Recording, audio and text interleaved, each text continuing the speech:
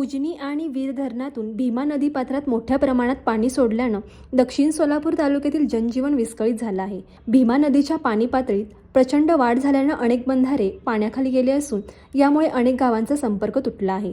भंडारकवठे, अरळी, औज मंद्रुप इथल्या भीमा नदी पात्रावरील कोल्हापूर पद्धतीचे बंधारे पूर्णपणे पाण्याखाली गेले आहेत। उजनी आणि वीर धरणातून भीमा नदीपात्रात सुमारे 1 लाख क्युसेकहून अधिक पाण्याचा विसर्ग सुरू आहे। दक्षिण सोलापूर तालुक्यातील हे तीनही महत्त्वाचे बंधारे पाण्याखाली गेल्यानं बंधाऱ्यावरील वाहतूक पूर्णपणे ठप्प झाली आहे। परिणामी कर्नाटकशी असलेला संपर्क तुटला आहे। यामुळे कर्नाटकातील उमरगा, गोविंदपूर, निवर्गी, दसूर, नागेश शिरनाळ यासह अन्य गावांचा तर जिल्ह्यातील तेलगाव भीमा, भंडारकवटे, औज मंद्रुप येथील नागरिकांचा संपर्क सध्या तुटला आहे। पुरामुळे जनजीवन पूर्णपणे विस्कळीत झालं असून नागरिकांना मोठ्या अडचणींना सामना करावा लागत आहे। प्रशासनाने परिस्थितीवर लक्ष ठेवून आवश्यक उपाययोजना कराव्यात अशी मागणी स्थानिक नागरिक करत आहेत।